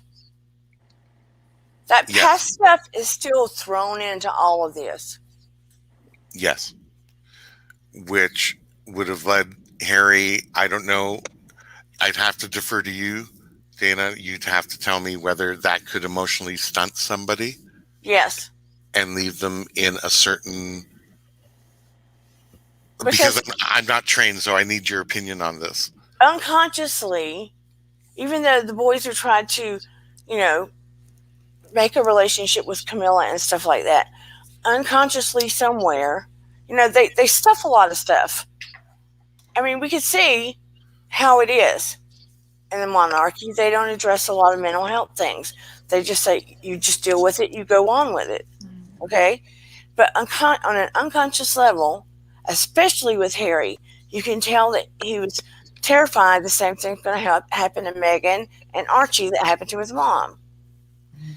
And it's probably triggered him now. Everything's fresh and it's triggered. So it would have to also trigger the fact that his dad was doing the dirties with Camilla and his mom being chased around by paparazzi and his dad not really loving his mom is all up in the shadows of things. Yeah. So that's all fresh in his unconscious. So that hurt is enmeshed in all of this. Whether he's aware of it or not, it's a part of the equation. It is. And probably his selection, I'm sorry, his selection of his wife as well. I mean, that might be to why he chose her in the first place. And as you said, maybe subconsciously, he didn't know it at that time, but somehow he knew this woman was going to take me out of this situation that I'm in. Maybe. And I told J.C. Bears that there are aspects of Meghan that remind him of his mother, whether he knows it or not. Mm-hmm. Yeah. Sorry, J.C., I didn't mean to cut you off. Oh, no. It's nice to have, it's good to have different perspectives coming in because, like I said, prior to this interview, I was very, very hard on both of them. And then after the interview, I'm much harder on Harry. Oh, you know what? I'm going to copy you on that because you're right. After we've talked about this, I feel a little bit less. because I don't believe that she was so naive. I have a hard time thinking that you're going into that situation so naive. But you're right. He should have Same prepared here. her. Because, I mean, you're right. How, Dana, if you've never lived in that, I mean, we can think about it. We can all conceptualize what it's like to never have to put toothpaste on your toothbrush, or, you know, put the rolls on the toilet paper thing, and go get to the groceries. But God, to live that life, we probably could not imagine, right? So It's just like saying you know what it's like to be a mother because somebody told you, but you don't really know what it's like till you have a child. right. So you get the difference of what I'm saying? Yeah. Mm-hmm. And Harry should have been much more forthwith in preparing her for her up and coming role.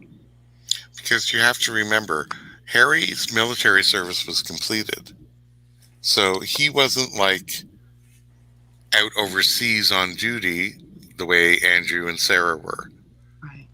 He was doing his royal duties and coming home to Kensington Palace and so forth. So I'm not giving Harry a free pass on this in any way, shape, or form. You mean going to Vegas in between and taking nudie pictures, right? Is that you've been doing his trips to Vegas and partying it up in Vegas? That was pre-Meghan. But I mean, I also noticed how for a good portion of the interview, Meghan was alone. Right.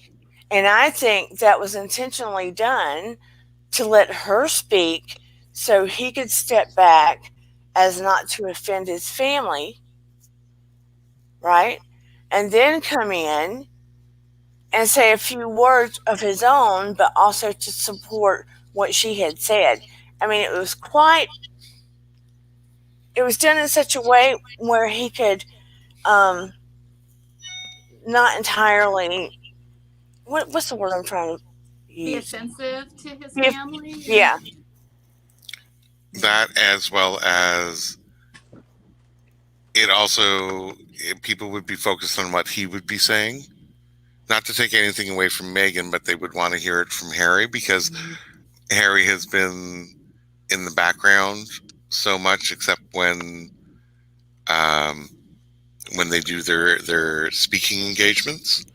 So I think it was good to focus on Meghan, but I think Harry had to, when you're only focusing on one person, it's kind of like you're laying it all at her doorstep. Right. But I think, like I said, I have it just bugs me. I don't know whether it's a guy thing, but when you have your other half there and you're walking into a culturally different family, you kind of have to prepare them. And I think he just totally failed in that. And it pisses me off. Because they could have had, like you said earlier, this was a great opportunity. But in my original, I think his end game was, this is my way of getting out of here, and I have someone who would be with me to do that. I don't know if I need a woman's perspective. I don't know if you were to marry in, would you be so willing to exit that lifestyle? I don't know. If you were trying to get out of somewhere and you were unhappy and you didn't have the high responsibility and you've been wanting to get out for a while, if you were in love with someone and had their support and you didn't have to like run away by yourself, it would be easier to do so. Some people True. say that she got into this for the royalty. I don't believe it. And so to have that position, didn't she make a comment she already has lost? What was that comment that she had made that, you know, what are you going to lose? Well, I've already lost a lot. Yeah, meaning her family, she's already had a miscarriage. Yeah, sad. She's already lost part of her career. She gave up her career to go do that. Because they said you had to quit acting. Well, yeah, you're not going to have a royal appear on the theatrical stage. That's a no-no. Yeah. That life, when you accept it, your previous life comes to an end. And I think that's what some of the preparations that Harry could have prepared her for, he failed to do, in my opinion. It's the same thing as marrying into any other family that is not the same cultural background. You're the spouse that is bringing you into that family should sit down and say, this is the way things are done. This is the way we do things here. These are the traditions. This is what has to be done to make the transition easier. And I think that failed. And I think also on. I'm speaking British, JC. Spot on. You're spot on. Good on you. So, I love it. I got two lovely women. I'm in the middle of two lovely women. So, I think you're being a little cheeky. I am, but it's wasted on me. But I mean, it's all good. I love it. But I mean, I really wish some of the Brits in the room would come on board. Not speaking to anybody in particular, just insinuating, because I'd love their opinion to weigh in on this, because I'm two Americans and one Canadian. No, Tammy, you're American, right?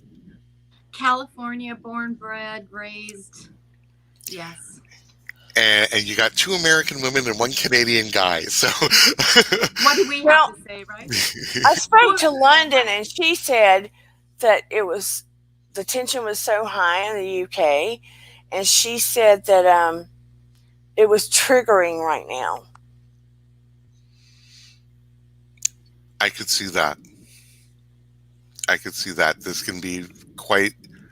This is going to probably go on in the UK populace for the next month or two. Until when, though? That's what it's like. Okay, so let's go forward. Let's move forward. And I see a lot. Dana, there's Gina in your comments. She's right. She said you need to go over there and help the royal family. They need counseling sessions with you, and they can figure this out. Because really, where does it go from here? Let them live their life, like in your comment sections. Just let them live their life. Go out, live the life, accept it the way it is. They don't have titles. Where does it go from here? The Brits are very angry. Did you guys hear the news this morning? Who is that famous Piers Brit? Morgan? Yeah, how they were arguing at the very beginning of their news conference. He was so upset about the interview, and he was so angry with Meghan. And I hear that's a popular opinion. But I really think, why can't they keep all of their traditions and most of what goes on, and just make some subtle changes, at least about the mental health of every person that's part of royalty, and take care of the family itself? Because that's probably saying that they're not strong. I mean, it doesn't all part of royalty. Just like you said, you never show emotion. You are staunch. That is, you are there to represent. Stoic. Yeah, exactly. So if you have mental illness, that would completely disregard that whole character of being strong. They don't want royalty to have mental issues. That would be my guess. But I think the thing is that they never learnt from Diana. They never learned from Sarah. They never learned back then to have this. You know how when you're joining a new firm, you have that orientation session? Onboarding. Yeah. And you not have waterboarding. No, onboarding. And you have that type of, this is what we're about. This is the climate of our organization. Mm-hmm. This is what you're expected to do in performing your functions. This is what we have to do. Now, their orientation session would probably take a month every day, especially for somebody outside coming in. But they never learned from Diana and Sarah, who were coming in, that this is what you have to do to get somebody oriented to how things work and what's expected and the appropriate dress and the appropriate actions to take. That would be a good thing too, yeah.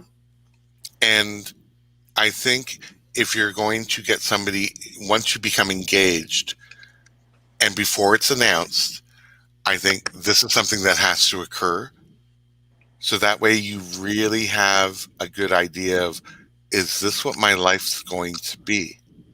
Royalty training. Basically, yeah. But don't they have that? Didn't they talk Kate? I remember back when she would talk about how she was being taught classes, and I think she even made a comment. She was amazed, even she is a Brit, and the amazing things that she was learning. Do you remember any of that when Kate was going through it? No. But here's the thing. Because Kate is being groomed to be a future queen or queen consort, different. They take a different tact, but they shouldn't. It should be for any member coming into the immediate family should have this type of, I don't want to say indoctrination, but this type of orientation type training and so forth. Because I think it would also allow them to be better prepared from a mental health standpoint on what they're expected, but also internally. Just because, you would think with as a member of the family, you have physicians if you break your leg, you have physicians when you're going in for pregnancy and all that. They should have a staff psychologist there to help. That was what I was about to say, because look, if they implemented something new like this and the public knew it, okay, and they utilized it for the issues that were going on with Harry and Charles, or they utilized it with Andrew, especially with what he's done and what he's involved in. Oprah's not a part of this. Allegedly, we don't know about Oprah for sure, but we know about Andrew. We could say that's a mental health problem, right? The whole country would open up in a way that they never have before, and it would reduce the shame onto so many people. Let's start a petition. But we're in the U.S. It doesn't affect the UK. I unfortunately, I think again, if there's anything that they could do, maybe this is what they could do to help, because you're right, what's happening for the next future. And you would only think it's for the future of their siblings. I mean, it's for their kids. Why not help an institution that your kids are going to be involved in? So it might be Archie's wife next that is going to have to go through the same thing as Meghan, right? Well, yeah, I don't know, but think we're going into a future that's going to make the monarchy look very, way outdated. Oh, extremely. So something's got to give. Can I ask you a little bit more, a little dirt? Who do you think it was that the conversation was brought about that he won't talk about? Charles. Mic drop.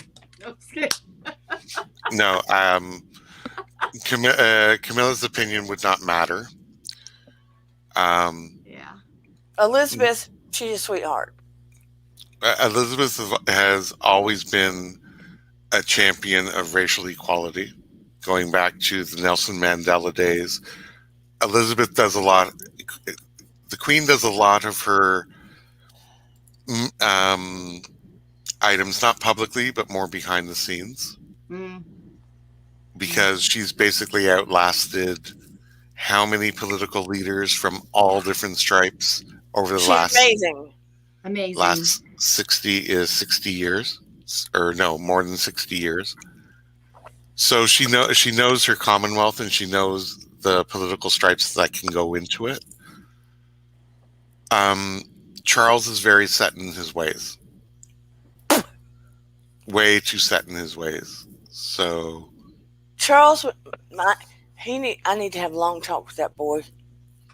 But this was also the thing. Like, I don't think they actually, going back to mental health and the grieving process, when Diana passed, I do not think they got the boys Nope.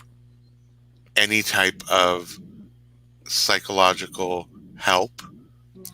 or There can counseling or there so can forth. be there can be delayed, vastly delayed grief that gets triggered. Or they may have and they just can't say anything. No, But they've both publicly admitted that mental health issues and items that they were going through, but they never mentioned help. help in that way. I mean, when they were when William and Harry were working together on that particular issue, they never really addressed whether they received it Yeah. I mean, as Harry kids. said it's a shame he didn't mention Meghan having that trouble because it's something that's shameful within the confines of the, Mm-hmm. I keep wanting to call it Institution. institution, and that's why he didn't mention it, because they're always, this is the way it is, you suck it up, you don't talk about it. So I'd be willing to bet you double or nothing they never got any help, and he's been vastly triggered now, and you wait, his brother down the road is going to get triggered. True. That's when he's king. Sorry, JC. When he's king, is that when we want him triggered? I don't know. No, I think William is, because William has a direct purpose within the monarchy, being the eventual heir to the throne. Mm-hmm. There's a different focus and objective for him and for Kate. I think where with Harry, it's to be able to have found his purpose within the monarchy, which I don't think outside of the military and the Invictus Games, I don't think that was sufficient purpose for him in life in the long run, Yeah. which could have also kind of got this gumption to exit that type of framework. Mm-hmm. But even if you were to look back at, his mom's life and Diana's life, she also had emotional scarring from her parents' divorce that was never addressed in her own life. That manifested, and I don't want to trigger anybody, but into certain eating disorders that were never addressed within the monarchy framework and within the firm that they should have done. So there's all these lessons learned from 25 years ago that they never really learned and made changes with. Yeah, because, and I really think it's because of the age of the people in charge. And that's why I have hope going forward that William and Kate mm-hmm. and hopefully Harry and Meghan will reconcile with them in future. I think that's the only thing that would be bothering Diana, is that her boys aren't. This isn't like, oh, you took my toy, or oh, you. It isn't a minor thing that siblings have. Hopefully they will reconcile, and hopefully they can make it better for the future. But if they're not going to learn from 25 years ago, we're in for a lot rougher ride coming forward. And I feel kind of sorry for the British populace, because it can really divide them. I don't know. Any Brits in the room? Help me out here. No, I was just really shocked none of them have spoken up. They don't like Charles. Even in your comment section, so they don't like Charles here. That's my daughter. Oh, sorry, Eden. Well, so over there at your house, in your country, in Dana's country, Charles is not liked. No.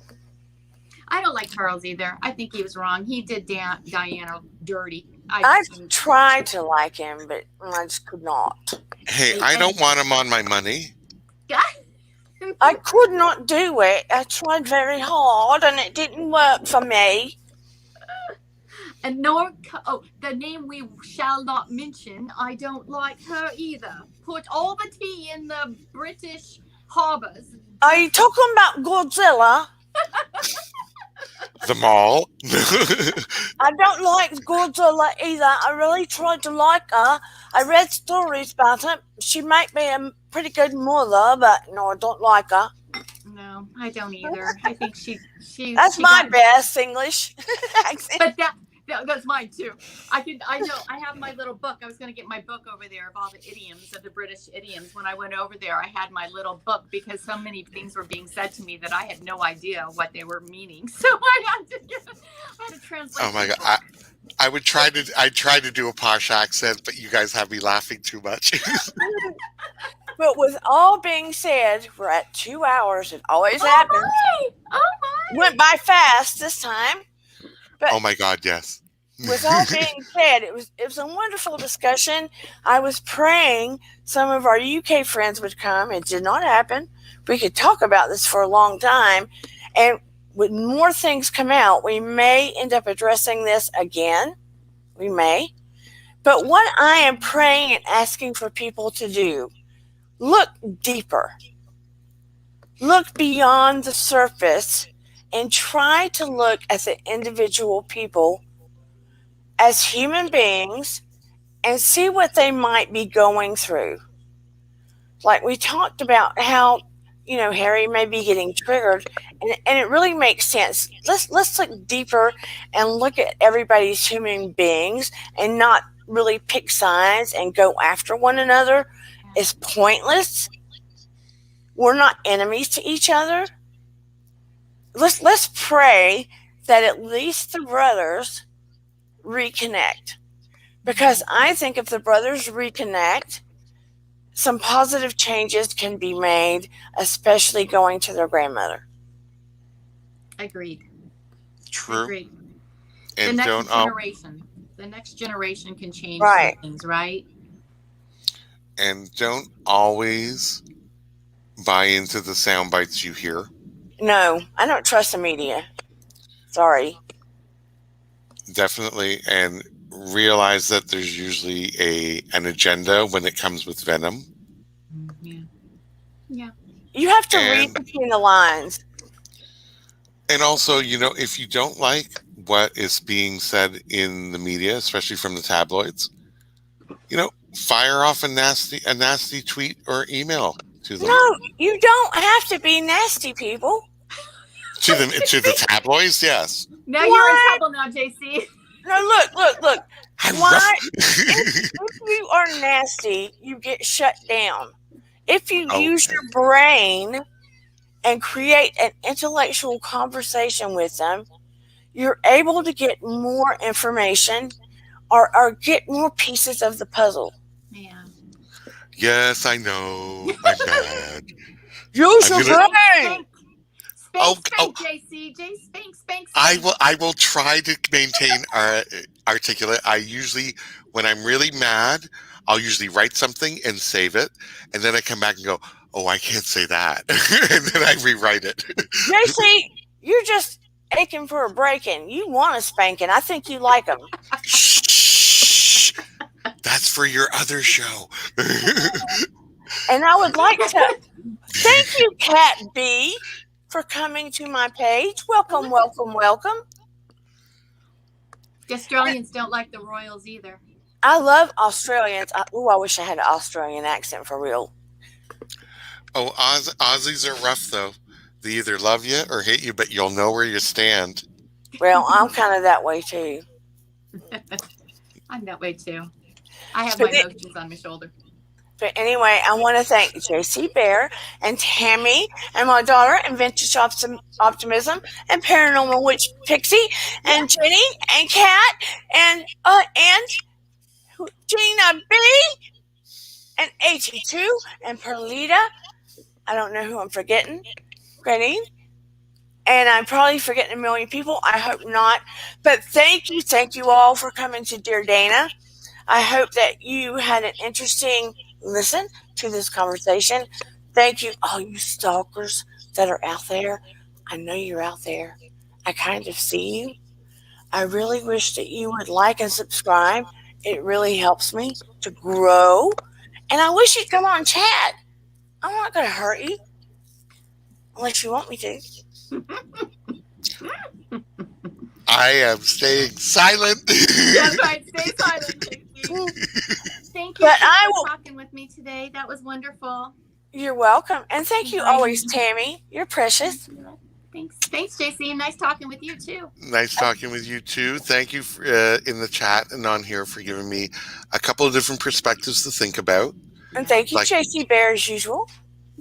And you guys have a wonderful and safe night. It's 8:15 here, so I got to go have dinner. I need food. I haven't eaten today. I will see you guys back on Wednesday night. I'm not sure of the topic yet, but I'm sure it will be psychological. Sounds good. Night. Bye, everybody. Thank you for Ciao, coming. bear hugs. Bye-bye. And I will see you next time. Thanks again. And we are out.